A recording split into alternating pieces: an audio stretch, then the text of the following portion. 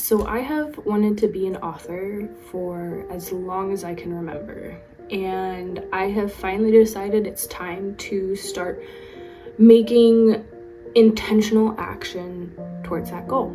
And it's super exciting for me, and it's also super terrifying. And so I wanted to kind of document the process of going from having really no finished projects through the process of learning, plotting, outlining, writing, editing, and then hopefully down the road, like querying agents, and someday hopefully publishing a book that I wrote myself. This would be the very, very first episode, so if you're new, welcome. My name is Gabrielle.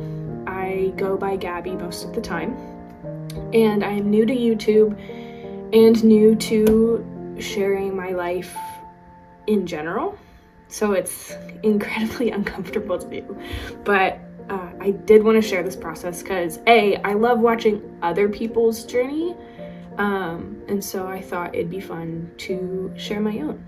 So I'm going to rewind a little bit. I have been writing as long as I can remember. Like, as a kid, I wasn't the one to be playing with dolls. I had like stacks of printer paper that I'd make little books out of, and then I'd write stories in them. And I remember it bugged my mom to no end because I wouldn't fill every single page, so there'd be like a huge waste of paper. But I've just always had this love of books, this love of stories, and this love of sharing with other people. Yeah, I loved it. I was a huge reader for a lot of years. And then kind of as I got older, school got busier and more intense. Social life got in the way. This dream of being an author and getting published kind of diminished a little bit, not because I didn't want it as much, but because it felt like it was just so far out of reach. Like, it was too big of a dream. And now as an adult, I'm starting to rediscover all those little things that just made my heart glow as a little kid. And it's really exciting. I don't know who said it or where I was reading this, but it was talking about how you are born with like these innate passions and dreams, and then the world kind of just crushes them as you get older. But then as you become an adult, you start to like find those dreams again, find those passions, those ideas, those things that really made you excited as a kid, you will eventually come back to. And I've definitely experienced that in the last few months. So I've been getting back into writing in a very big way. I have a couple of videos about NaNoWriMo, which I would love it if you went to go watch because it's such a cool experience, and I think everyone should try it at some point. In a previous video, I talk about kind of my full NaNoWriMo experience, so if you're looking for a more in-depth story about that, that's a great video to watch, because I feel like a lot of people do it or try it or want to try it but find it overwhelming, which I did as well. The past few years, I've really not made an effort to write, which has been hard because it's just felt like it's too busy to do.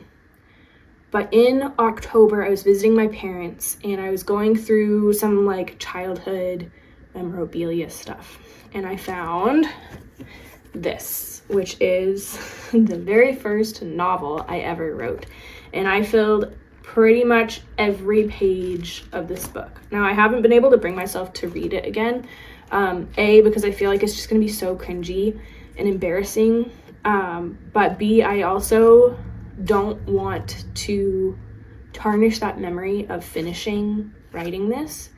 I don't know if I've felt the same pride in something I've done than when I finished this book. So this is a story about girls that participated in the westward expansion in the kind of 1860s. I've always been obsessed with kind of the prairie life, the pioneer time period. And as part of my research for this story, I was a junior docent at a living history museum with an 1860s little cabin, and I used so many experiences there to kind of help me write this book. I still love the idea, and maybe someday I'll go back to it and actually make it something that I would be proud to have other people read. But I just remember the process of writing this and how important it was to me and how special it was to me and how gratifying it was to finish it. And I want that feeling again. I will be chasing that feeling for the rest of my life, I think. The other cool thing is, I didn't know this, but my younger sister, so I wrote this and then I kind of like tucked it away in a box and I was like, okay, this is my special book.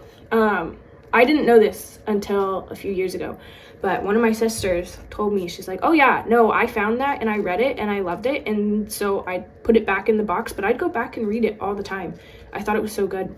And having one of your biggest critics in life who is not scared to give you constructive criticism, say like, oh yeah, I really liked this, was very encouraging.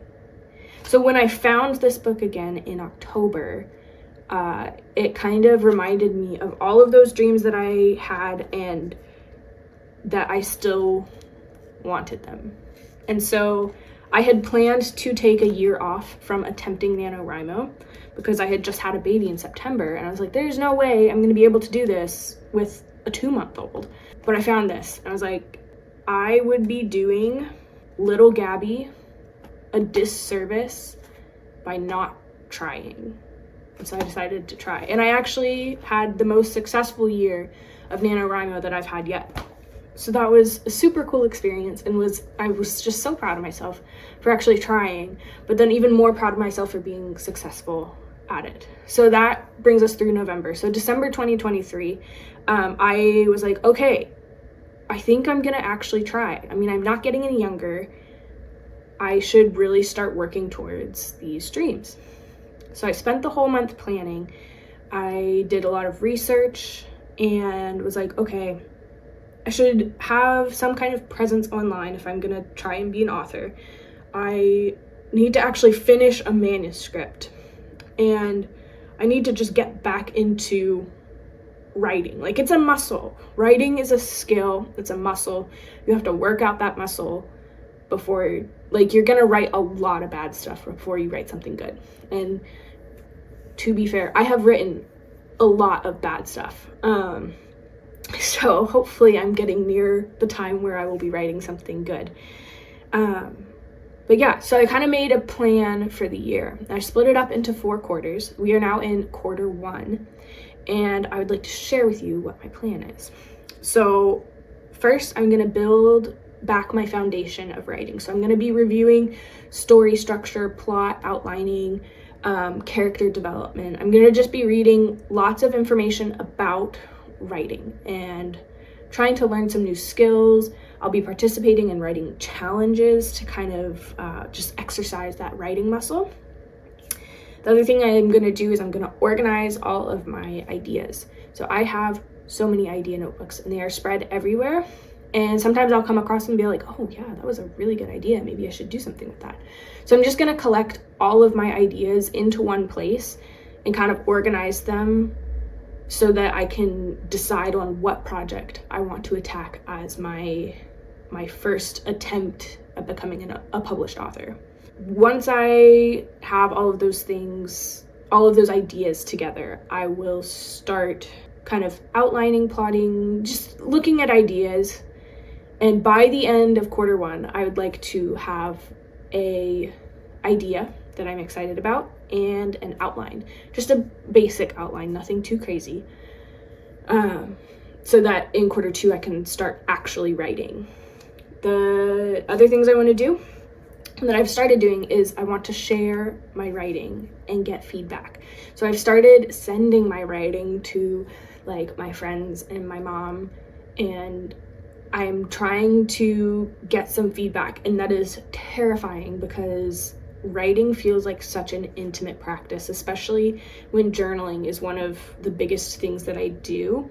So at this point, any writing feels a little bit like journaling, like it's giving a part of yourself onto the page, and showing that to other people is really scary. So I've been trying to share that a bit more.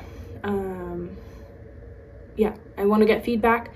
And one of the big ways I'm going to get feedback is I'm going to enter some writing contests, mostly short stories, because I don't want to spend inordinate amounts of time on a project that I'm not seeking publication for. These are ways that I'm gonna build my writing muscles again. So really good practice, a really good way to learn more about story structure, because in short stories especially, the structure, the plot, and the characters, you have so little space, you have so few words to get your point across, that you have to be so intentional with everything. So I think this will be really good practice. And then of course with that you get feedback. The last thing that I'll be doing is working on building an online presence. I want a community of people that are interested in the same things. I would love to get feedback from people online, from other communities, and just kind of have a place on the internet where I can put my writing. I think it'll open up a lot of good opportunities and help me build some cool relationships with friends online. So I'm really excited about that as well. So my next few videos will be about different writing challenges that I'm doing to practice. I would like to share about the story competitions that I'm entering. I'll have to read through the rules and make sure it's okay. And so that is my plan for Q1, and I would be so honored if you wanted to join me on this journey. Let me know in the comments below if you have any questions, or if you are also interested in writing and becoming a published author, because I would love to band together and adventure with all of you.